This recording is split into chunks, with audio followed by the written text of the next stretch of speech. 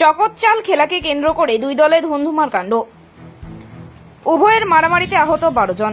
গলেনাহাটি অঞ্চলের গাছতলা নগর সিঙ্গামারি গ্রামের পাড়া ছেলে যুবকেরা অবসর সময়ে ছায়ায় বসে মাটিতে দাগ দিয়ে চকতচাল নামে একটি খেলা খেলে।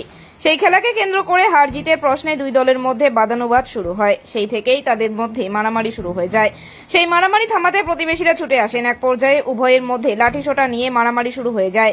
স্থানীয়রা জানান, দু দলের মধ্যে ধুমধুমার মারামারিতে রক্তাক্ত অবস্থায় 12 জন আহত মানুষকে শীতলকুচি হাসপাতালে প্রাথমিক চিকিৎসার জন্য নিয়ে আসা হয়। সেখানে প্রাথমিক চিকিৎসার পর তাদেরকে কোচবিহার মেডিকেল কলেজে স্থানান্তরিত করা হয়েছে, এমনটাই জানিয়েছেন শীতলকুচি হাসপাতাল কর্তৃপক্ষ। খবর পেয়ে ঘটনাস্থলে ছুটে যান শীতলকুচি থানার পুলিশ। ঘটনাস্থলে গিয়ে পরিস্থিতি নিয়ন্ত্রণে নিয়ে আসেন। তবে এই বিষয়ে অপরপক্ষের অভিযোগ, যারা সেখানে খেলা খেলছিলেন তাদের মধ্যে দুজনের সাথে লেনদেনের একটা ঘটনা ছিল।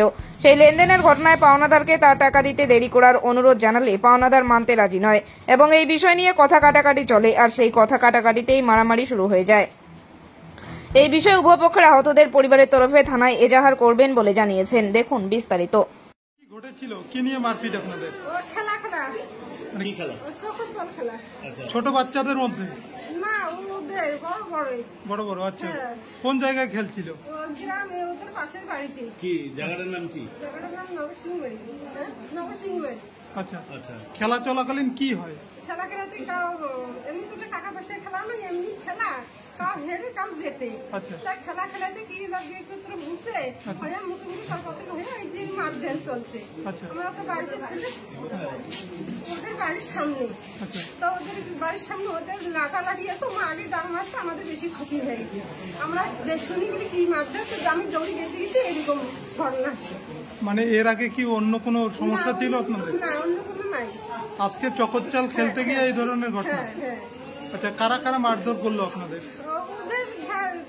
নাম বলেন। নাম মনু, আজবার, মানে বেশ কয়েকজন। কতজন আহত? আমরা 4 জন আহত। কি দিয়ে মারধর করে আপনাদের? লাঠি নিয়ে মারধর হয়ে গেছে। লাঠি দিয়ে মারধর করে?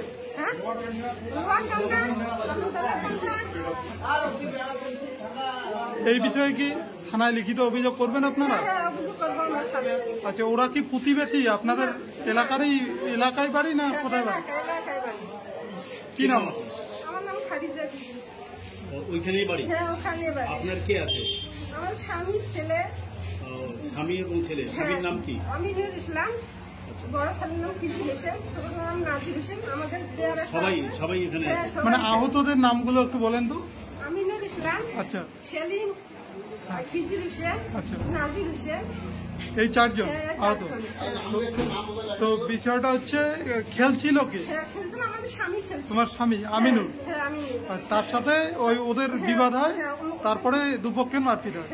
আচ্ছা, বাড়িটা কোথায় আপনাদের? প্রথমে কি ঘটছিল, মানে আমার ভাতিজার কাছে 500 টাকা আমিনুলকে পাবে। মানে কোনো খেলা খেলছিল?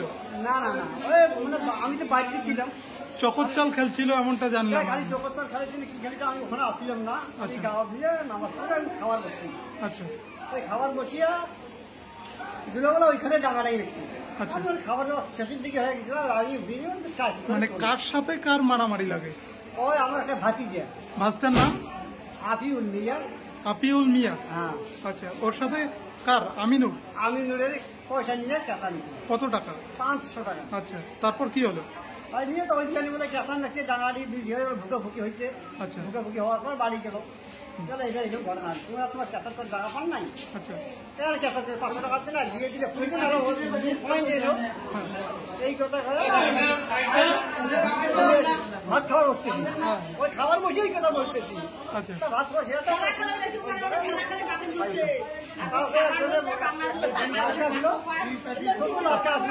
আসলো, ওরা সাজিয়ে কোন জায়গায় ডিগ্রি করে দিয়েছে, একটা বড় ডিগ্রি আছে, ওই জায়গায় মারামারি ভুজে হয়ে গেছে।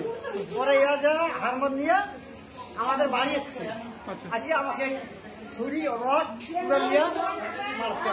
আপনাদের আমাদের দুই রাহুল মিয়া, আমার বিবি, আমি আর আমার একটা ভাউ। 6 জন। 4 জন। নামগুলো বলেন তো কে কে?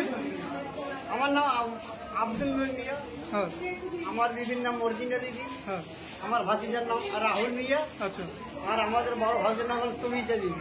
আচ্ছা, যার সাথে বিবাদটা তার নাম কি বললেন? আমিনুল মিয়া, মানে আপনার ভাস্তার নাম কি? আফিউল মিয়া। আপিউল মিয়া। আচ্ছা, এখন কি অভিযোগ করবেন থানায়? অভিযোগ কারণ আপনারা কি করবেন? কি নাম আপনার? আব্দুল মিয়া, আপনার বাড়ি? নবসিংহ। টাকা নিয়ে বিবাদ, খেলার বিষয়টা আপনি জানেন না? না না, আচ্ছা আমি ওই জায়গায় আমি নামাজ পড়ে খাবার বসে ওই জায়গায়, তারপরে এই ঘটনা। ঠিক আমি বাড়িতে ছিলাম।